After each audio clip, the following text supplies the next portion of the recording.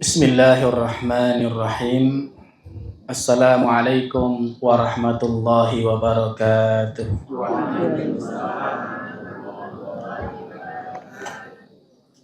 Alhamdulillahi wa kafa.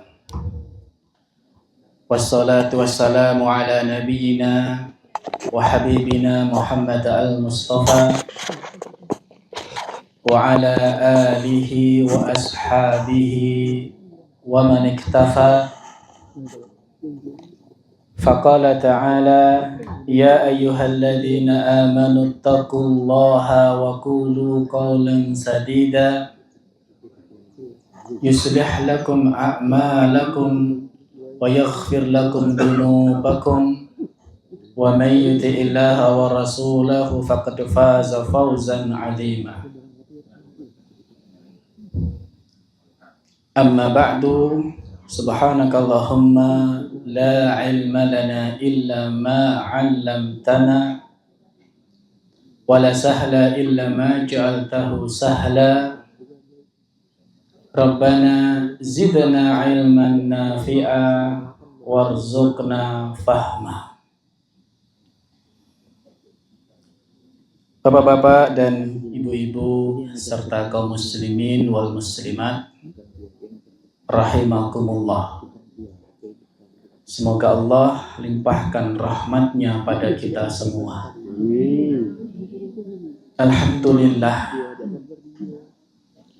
senantiasa kita berupaya untuk memperbaharui dan memperbaiki rasa syukur kita kepada Allah Subhanahu wa Ta'ala.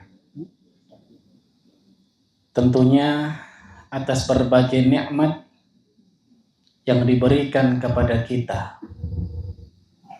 Khususnya di pagi hari ini kita kembali diberikan kemudahan untuk bermajelis ilmu. Majelis yang di dalamnya kita mengkaji ayat-ayat Allah, hadis-hadis Rasulullah sallallahu alaihi wasallam. Yang mudah-mudahan majelis ini akan mendatangkan manfaat buat kita semua fid dunya wal akhirah. Di antara ciri orang yang dikehendaki kebaikannya oleh Allah adalah orang itu akan diberikan pemahaman yang baik terhadap agama. Rasulullah sallallahu alaihi wasallam bersabda, "Man yuridillahu bihi khairan yufaqihu fid-din." Siapa saja yang dikehendaki kebaikannya oleh Allah, maka orang itu akan dipahamkan terhadap urusan agamanya. Semakin seorang hamba itu memahami syariat Allah Subhanahu wa Ta'ala, kemudian mengamalkannya, maka dia akan semakin mendapatkan kebaikan. Sebaliknya, semakin jauh dari memahami syariat Allah dan menjauhi syariat Allah Subhanahu wa Ta'ala, maka ia juga akan semakin jauh dari kebaikan Allah Subhanahu wa Ta'ala. Para ulama menjelaskan ketika seorang hamba itu dipahamkan terhadap urusan agamanya, maka setidaknya ada dua klasifikasi. Golongan yang pertama adalah golongan orang yang minimal dia memahami perkara yang hukumnya wajib aini.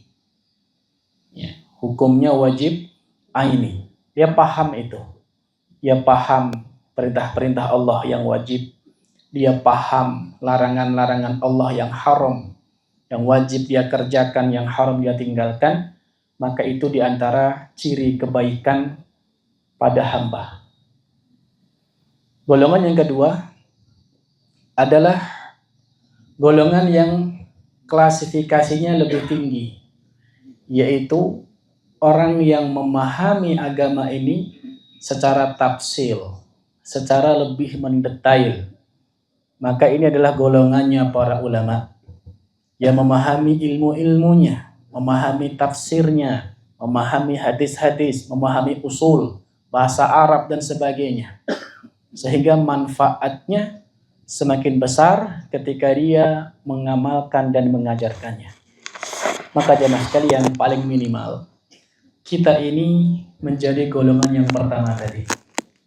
Paling minimal nek ora iso dadi ustaz, nek ora nyandak dadi ulama, paling boten kita ini mampu memahami perkara-perkara yang diwajibkan oleh Allah Subhanahu wa taala agar kita bisa mengamalkan dalam kehidupan kita. Dan itu semua tentunya akan bisa kita dapatkan manakala kita mau meluangkan waktu, meluangkan tenaga kita untuk menghadiri majelis-majelis ilmu, majelis-majelis seperti ini jamaah sekalian. Hadirin wal hadirat rahimakumullah. Pada kesempatan pagi hari ini kita akan mengkaji satu hadis Rasulullah sallallahu alaihi wasallam, yang hadis ini diriwayatkan oleh Imam Bukhari dan Imam Muslim sehingga derajatnya muttafaqun alaih, hadis yang paling sahih, hadis yang paling tinggi derajat penerimaannya, yaitu hadis yang disepakati oleh Imam Bukhari dan Imam Muslim. Saya bacakan hadisnya, nanti kita terjemahkan, lalu kita kaji isi kandungan faidah-faidah dari hadis yang mulia ini. An Abi Hurairah radhiyallahu anhu qala jaa rajulun ila Nabi sallallahu alaihi wasallam faqala ya Rasulullah ayyus sadaqati a'dhamu ajra qala anta saddaqa wa anta sahihun syahihun takhshal faqra wa ta'malul ghina wa la tumhil hatta idza balagatil hulqum qulta li fulanin kada wa li fulanin kada wa qad kana li fulan. Muttafaqun alaih. Dari sahabat Abu Hurairah radhiyallahu anhu, ia berkata bahwa ada seorang laki-laki yang datang kepada Nabi sallallahu alaihi wasallam dan kemudian bertanya, "Wahai Rasulullah, ayyus sadaqati a'dhamu ajra?" Sedekah yang bagaimanakah yang pahalanya paling besar? Faqala, maka Rasulullah sallallahu alaihi wasallam menjawab,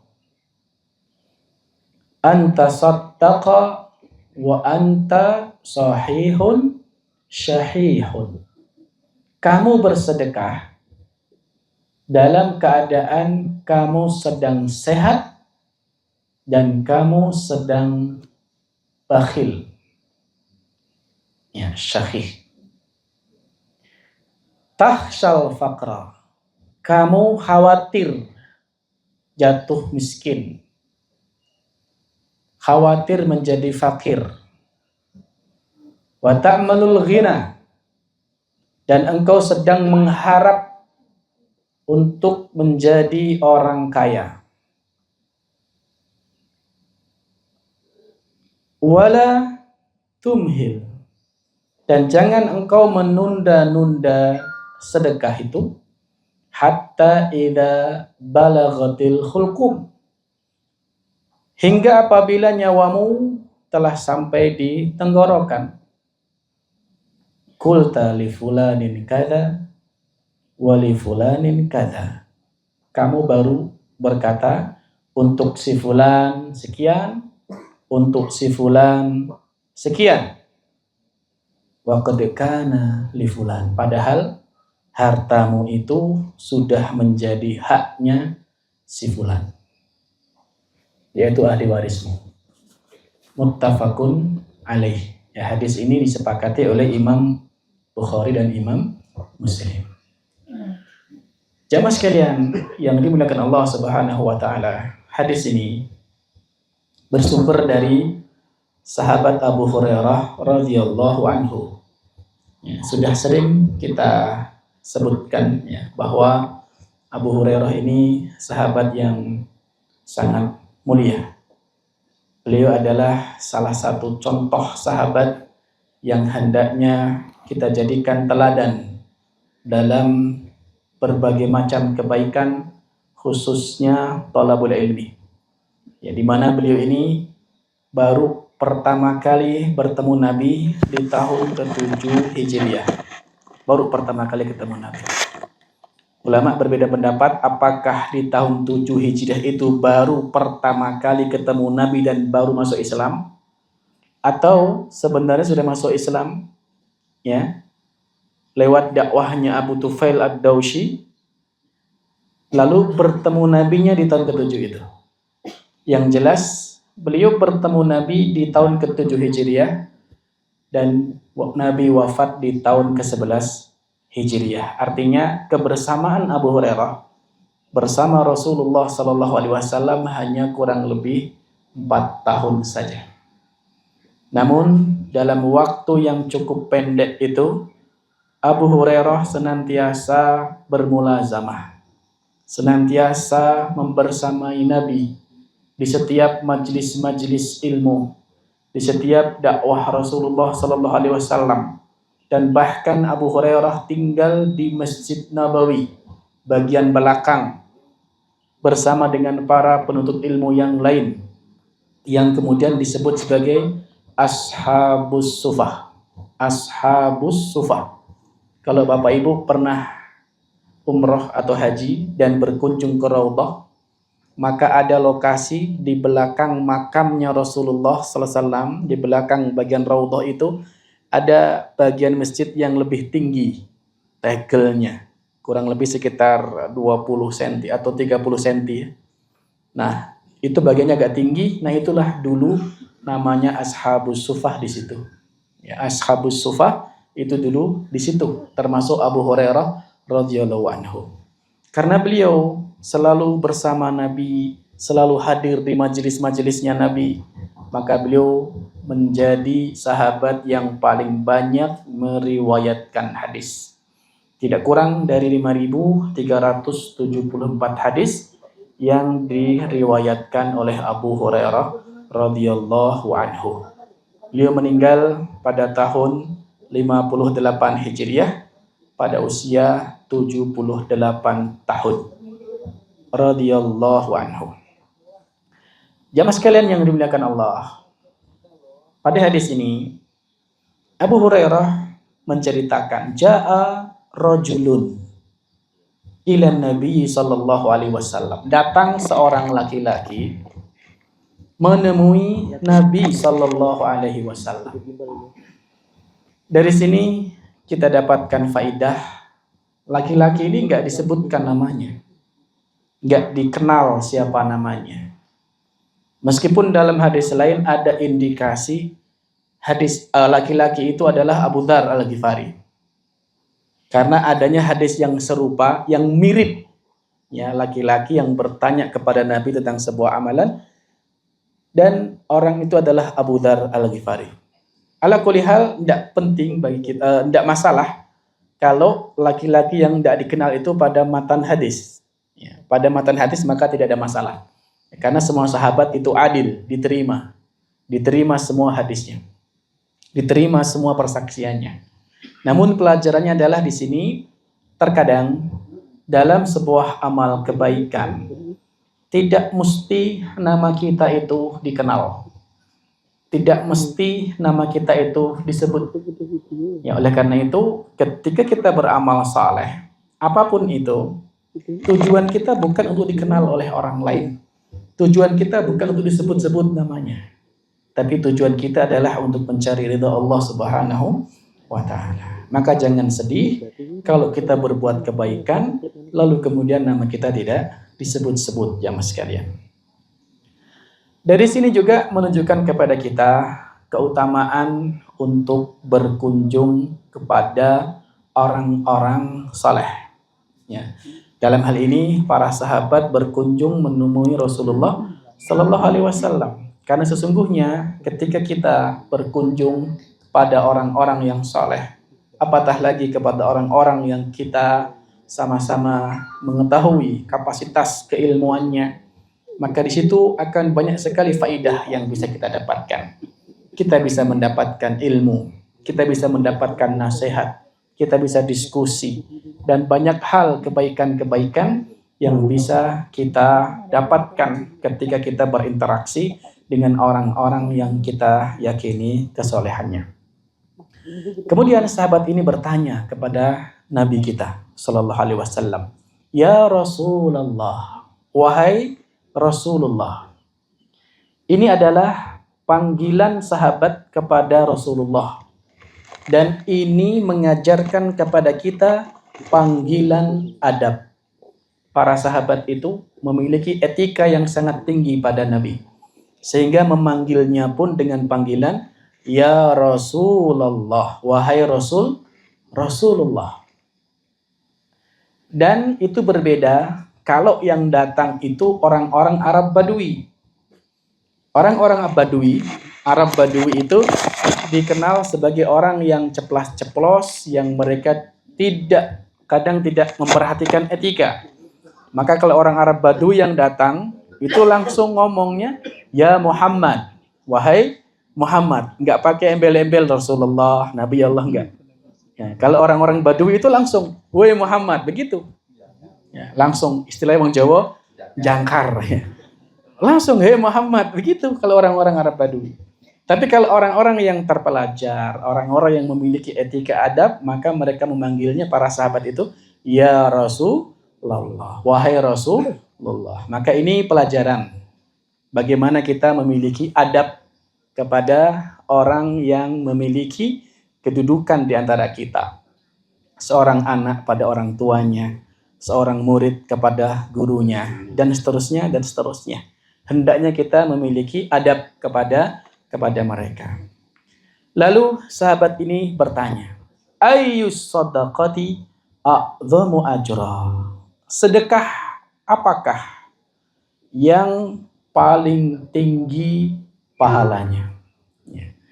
Dari sini dapat kita ambil pelajaran semangat para sahabat di dalam beramal soleh. Para sahabat itu kalau beramal soleh tidak tanggung-tanggung, Bapak Ibu. Mereka tanyanya yang paling tinggi pahalanya. Bukan sedekah yang baik, bukan. Nggak sampai di situ, tapi sedekah yang paling tinggi pahalanya. Jadi langsung ambil yang paling tinggi. Nah, ini pelajaran kepada kita bagaimana para sahabat itu memiliki semangat yang tinggi untuk mendapatkan pahala semaksimal mungkin. Jadi sedekahnya gitu. Sedekah pun ditanya yang paling tinggi pahalanya, ora gurwaton sedekah. Tetapi sedekah yang paling tinggi nilainya, itu yang ditanyakan oleh para sahabat kepada Rasulullah Sallallahu Alaihi Wasallam. Dari sini juga dapat kita ambil pelajaran bahwa yang namanya pahala itu bertingkat-tingkat. Pahala dari sebuah amal kebaikan itu bertingkat-tingkat. Ya, bahkan kadang dalam satu amal ibadahnya sama, tapi pahalanya bisa beda-beda.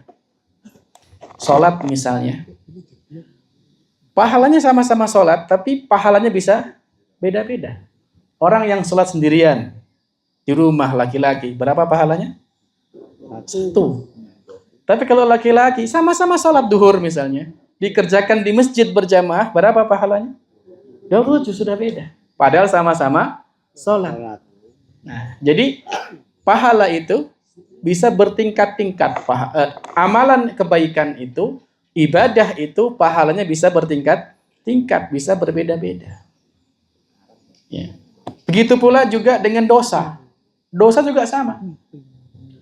Dosa itu juga beda-beda levelnya. Kadang dosanya sama, dilakukan oleh orang tertentu, dalam keadaan tertentu bisa beda dosanya. Ya. Sama-sama memukul misalnya. Seseorang mukul orang lain, dosa? Dosa. Seseorang mukul orang tua sendiri, dosanya lebih besar itu. Ya, padahal sama-sama mukul. Tapi karena objeknya berbeda, maka dosanya pun juga berbeda. Ya Mas sekalian. Jadi sebagaimana pahala, dosa pun juga bisa bertingkat-tingkat. Nah, dari sini mengajarkan kepada kita pentingnya memahami fikih aulawiyat. Fikih prioritas. Fikih prioritas dalam melakukan sebuah ibadah. Nah, Bapak Ibu sekalian yang dimuliakan Allah Subhanahu wa taala, di antara variabel, faktor yang menjadikan pahala itu bertingkat, ya, faktor yang menjadikan pahala itu bisa menjadi lebih utama. Ada beberapa variabel. Di antaranya karena faktor tempat. Faktor tempat. Seperti yang tadi kita sebutkan, seorang laki-laki sholat di rumah sendiri dengan sholat di masjid berjamaah, karena beda tempat sudah beda pahalanya. Seorang yang sholat di Masjid Nabawi juga beda lagi pahalanya. Satu kali sholat di Masjid Nabawi senilai dengan 1000 sholat di masjid yang lain. Nabi kita mengatakan sholatun fi masjidi hada khairun min alfi sholatin fi masiwahu. Sholat di masjidku Nabawi ini lebih baik daripada 1000 kali sholat di masjid yang lain. Siwa Masjidil Ka'bah, selain Masjid Ka'bah. Kalau di Ka'bah beda lagi pahalanya, 100.000. Satu kali sholat sama dengan 100.000 kali sholat di tempat yang lain. Faktor yang bisa menjadikan pahala itu menjadi lebih utama, di antaranya juga adalah faktor waktu. Faktor waktu. Ya. Kita beribadah di bulan Ramadan, pahalanya lebih tinggi di luar Ramadan. Kita beribadah di bulan haram juga lebih tinggi pahalanya. Kita salat sunnah di sepertiga malam terakhir dengan di awal malam juga beda pahalanya. Apa yang membedakan? Karena faktor waktu. Nah, termasuk jamaah sekalian, di antara faktor yang bisa menjadikan pahala itu lebih utama adalah kondisi dan keadaan pelakunya. Nah, dalam hadis ini yang Nabi tekankan adalah kondisi dari pelaku ibadah. Kondisinya. Ya. Bagaimana sedekah yang paling afdol itu? Ya, Nabi kita menjawab bukan karena waktunya, bukan karena tempatnya. Tapi Nabi kita menjelaskan yang bisa menjadikan sedekah itu lebih afdol adalah karena kondisi dari orang yang bersedekah tersebut. Apa kata Nabi kita? Nabi kita mengatakan, anta saddaqa wa anta sahihun syahihun. Sedekah yang paling afdol pahalanya adalah sedekah yang kamu lakukan. Anta saddaqa, engkau bersedekah. Wa anta sahih, dan ketika engkau dalam keadaan sehat. Syahih, dalam keadaan engkau bakhil. Kondisi. Kondisi pertama adalah di saat kita sehat. Orang yang sehat sedekah itu lebih afdol dibandingkan orang yang nanti pas sakit baru sedekah. Kenapa? Karena orang yang sakit orang yang sehat dan bersedekah itu tidak ada tendensi lain. betul-betul murni karena dia pengen sedekah. Dia tidak ada tendensi lain. Tujuannya hanya ingin mendapatkan pahala. Dan itu sebagai bentuk kesyukurannya kepada Allah Subhanahu wa taala karena diberikan kesehatan. Berbeda dengan orang yang nanti pas sakit. Udah sakit baru sedekah. Dia ada tendensi lain di situ.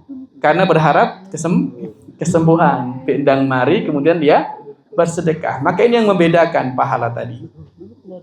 Ya, bukan tidak boleh. Boleh. Orang sakit sedekah boleh, apalagi ada riwayat ya, dawu marbakum bisadaqah, obati orang yang sakit di antaramu dengan sedekah. Tapi akan lebih baik kalau dia sehat terus sedekah karena tidak ada tendensi lain tadi. Paham ya ini? Ya. Maka orang yang sehat kemudian dia sedekah itu adalah implementasi dari hadis Rasulullah sallallahu alaihi wasallam, ta'arraf firraha ya'rifka, ta'arraf ilallahi firraha ya'rifka fissiddah. Kenali Allah di saat engkau lapang, di saat engkau sehat, di saat engkau kaya, di saat engkau longgar, ya'rifka fissiddah. Maka Allah akan mengingatmu di saat engkau ke dalam keadaan kesulitan, dalam keadaan sakit dan sebagainya. Ya, orang sakit sedekah itu juga baik. Ya, daripada orang yang wes sakit we ora gelem sedekah sisan gitu. Ya, maka ini tapi akan jauh lebih baik kalau dalam keadaan sehat kita bersedekah. Itu kondisi pertama. Kondisi kedua jemaah sekalian. Nabi kita mengatakan syahihun di saat engkau bakhil.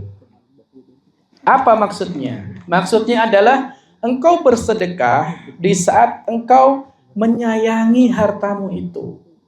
Lagi sayang-sayangnya dengan hartanya disedekahkan. Itu paling afdal. Karena orang yang bersedekah itu ada beberapa faktor yang melatar belakangi. Ada orang sedekah karena nggak butuh. Contoh, ada di antara kita panen buah-buahan. Terus delalah buah ono sing kecut-kecut. Nah, jenengan nggak suka ini buah kecut, lalu disedekahkan. Nah, paham? Nah, ini beda pahalanya. Kalau jenengan, wuki buah kok manis banget ya. Nah, yang manis ini yang disedekahkan itu lebih afdol daripada tadi yang kecut-kecut gitu loh. Atau jenengan mungkin punya makanan, delalah wis wareg. Karena wareg kesana kuat mangan meneh, sedekah ke sisane. Nah, maka ini jenengan sedekah dalam keadaan nggak butuh, karena nggak dibutuhkan disedekahkan gitu loh. Paham ya? Nah, ini bukan tidak boleh, tetapi akan lebih tinggi pahalanya di saat jenengan lagi sayang-sayangnya kok disedekahkan karena Anda melihat orang lain saudara kita lebih butuh gitu loh. Nah, disinilah Allah Subhanahu wa taala berfirman dalam surat Ali Imran, lan tanalul birra hatta tunfiqu mimma tuhibbun. Kamu tidak akan mendapatkan kebaikan sampai engkau menginfakkan sesuatu yang kamu cintai. Ya, ada orang punya pakaian, terus seiring dengan berjalannya waktu, badannya melar, akhirnya pakaiannya sesak. Kadang ora cukup meneh, wis kinggonen. Ya. Disedekahkan. Kenapa disedekahkan? Karena wis ora kanggo, ora muat gitu loh. Ya. Ini bukan termasuk ini hadis ini. Enggak, itu enggak termasuk. Ya.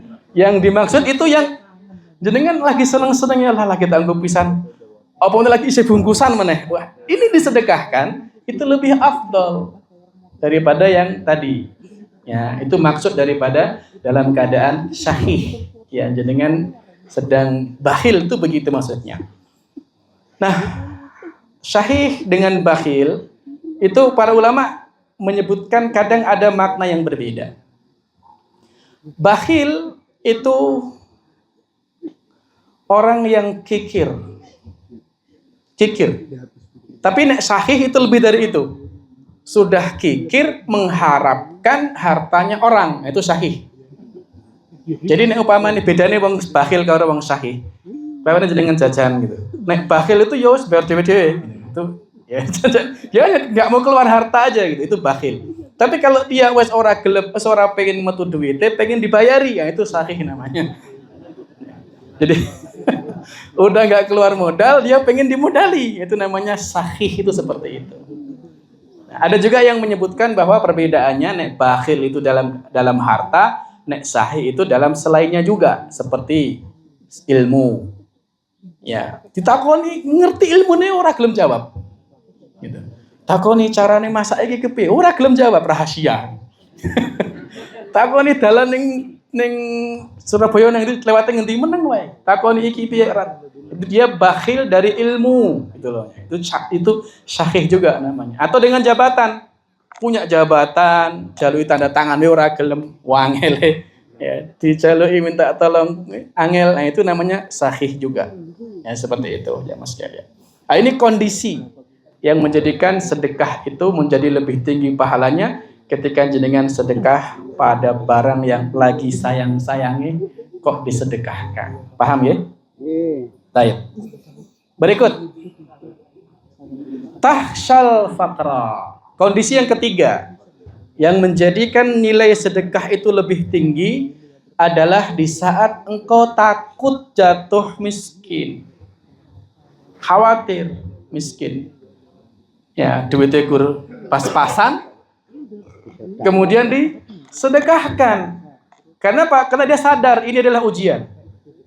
Adalah ujian. Ya, ujian. Dia merasa ada saudaranya yang lebih butuh. Ada saudara yang lebih membutuhkan. Maka dia pun kemudian bersedekah. Nah, kondisi ini akan menjadikan sedekah itu lebih tinggi pahalanya. Makanya ada ungkapan shadaqatul faqri afdalu min shadaqatil ghani. Sedekahnya orang miskin itu lebih tinggi pahalanya, lebih baik daripada sedekahnya orang kaya. Rasulullah sallallahu alaihi wasallam pernah bersabda, sabaqa dirhamu mi'ata dirham. Boleh jadi 1 dirham tapi pahalanya lebih tinggi daripada 100 dirham. Ya. 1 dirham sedekahnya orang miskin lebih baik pahalanya daripada 100 dirham sedekahnya orang kaya. Itu maksudnya. Kenapa? Karena faktor kondisi tadi. Ya, beda orang miskin dengan orang kaya sedekah. Itu beda. Apa yang membedakan di antara faktornya?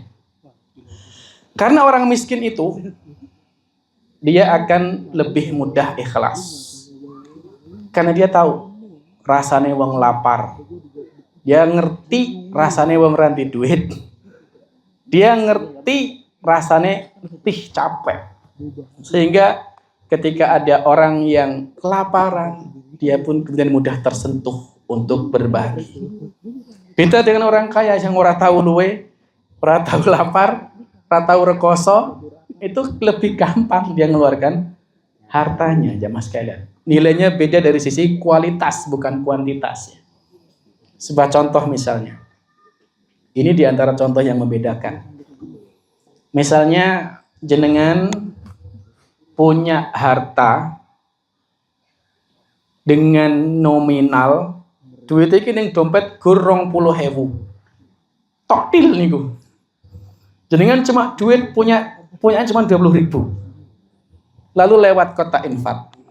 Jenengan 20.000 tadi ya, pecahane 10.000, 5.000, 2.000-an loro, 1.000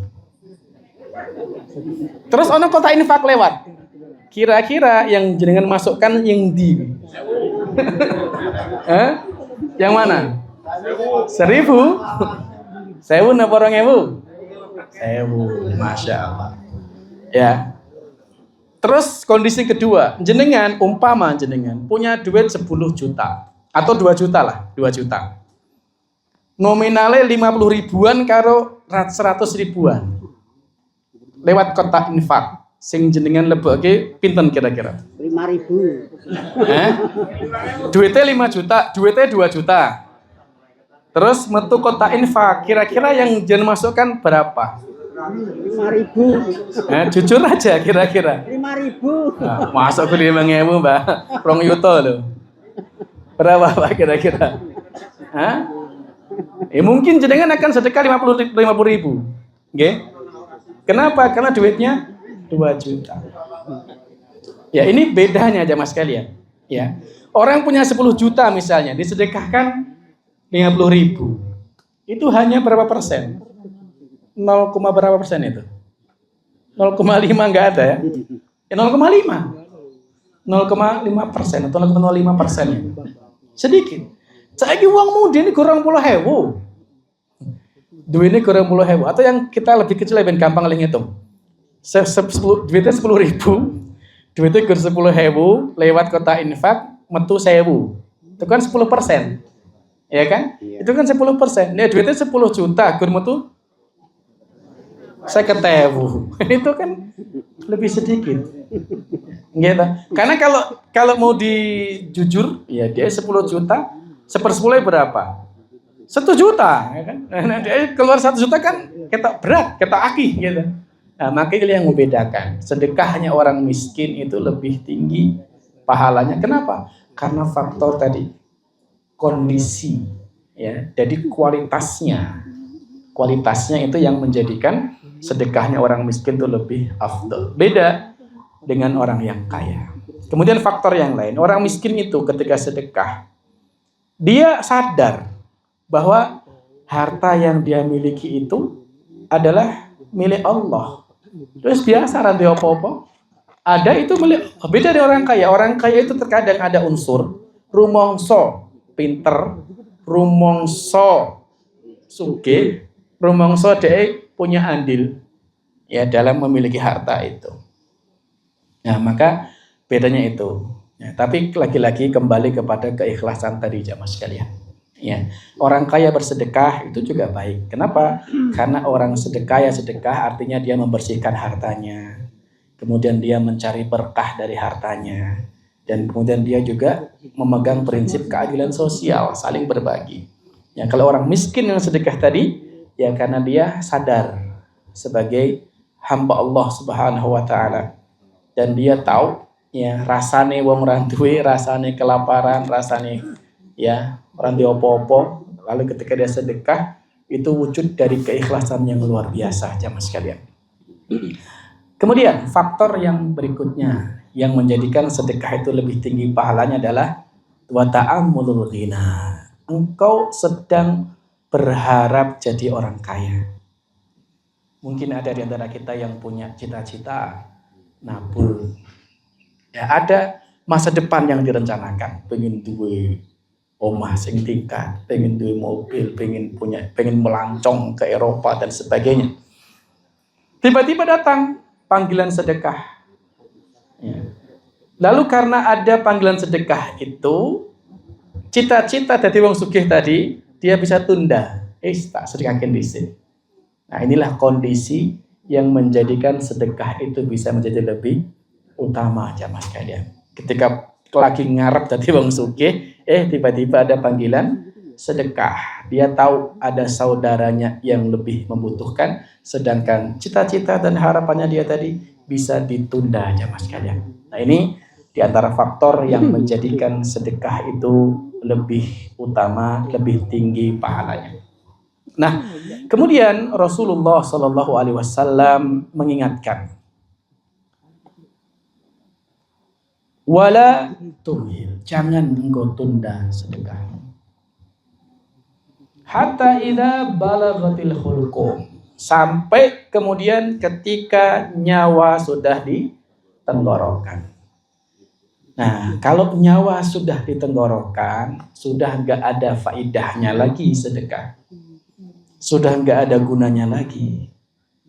Ya, dan Allah Subhanahu wa taala ingatkan dalam 2 ayat. Pertama, dalam surat Al-Baqarah ayat 254. Ya ayyuhalladzina amanu anfiqu mimma razaqnakum min qabli an ya'tiya yaumun la bay'un fihi wala khullatu wala syafa'ah. Wahai orang-orang yang beriman, ya, berinfaklah, sedekahlah dari harta yang kami berikan, kami rezekikan kepada kalian sebelum datangnya hari di mana tidak ada lagi jual beli, tidak ada lagi persahabatan, dan tidak ada lagi syafaat, yaitu hari kiamat. Kalau sudah terjadi hari kiamat, sedekah nggak ada faedahnya lagi. Yang kedua adalah surat Al-Munafiqun ayat yang ke-10. Allah berfirman, wa anfiqu mimma razaqnakum min qabli ay ya'tiya ahadakumul maut fayaqula rabbi laula akhartani ila ajalin qarib fa asaddaqa wa akum minas salihin. Dan infakkanlah sebagian dari apa yang telah kami rezekikan kepada kalian sebelum kematian datang kepada salah seorang di antara kalian, lalu dia menyesal dan mengatakan, ya Rabbi, sekiranya engkau berkenan, tundalah kematianku sedikit waktu saja. Untuk apa? Fa'asaddaqa, aku akan bersedekah, wa aku minas sholihin, dan aku akan jadi orang yang saleh. Saat itu sudah enggak ada guna, enggak ada faidah. Allah ingatkan, sedekah, amal soleh apapun enggak berguna kalau sudah kiamat besar ataupun kiamat kecil. Kiamat besar surat Al-Baqarah 254, kiamat kecil Al-Munafiqun ayat yang ke-10 tadi, enggak ada fungsinya lagi. Allah ceritakan dalam surat Yunus ayat 92, 91 tentang Fir'aun. Ya, ketika Fir'aun sudah mulai tenggelam di Laut Merah, ya. Lalu apa kata dia? Dia mengatakan Fir'aun kemudian berkata, al-an. Ya. Fir'aun mengatakan, amantu billadzi amantu billadzi la ilaha illa. Amantu billadzi la ilaha illa. Gimana ayatnya? Saya beriman kepada amantu billadzi, bukan, la ilaha billadzi amanat bihi banu Israil. Ya, sekarang aku beriman dengan apa yang diimani dengan Tuhannya Bani Israel. Maka Allah kemudian bantah itu. Al-an, saiki kowe baru beriman. Wa qad asaita qablu wa takum minal mufsidin. Sekarang kamu baru beriman, padahal sebelumnya, ya, al-an wa qad asaita qablu wa kunta minal mufsidin. Sekarang kamu baru beriman, padahal sebelumnya kamu adalah termasuk orang-orang yang durhaka, orang-orang yang berbuat kerusakan. Gak ada faidahnya lagi imannya Fir'aun karena nyawa sudah ada di tenggorokan, jamaah sekalian. Nah, maka dalam hadis ini, jamaah sekalian, kita diingatkan untuk jangan menunda-nunda sedekah, karena boleh jadi kesempatan untuk sedekah itu tidak terulang. Ya, kesempatan untuk bersedekah itu sudah tidak berulang lagi. Dan Nabi kita menutup hadisnya dengan mengatakan,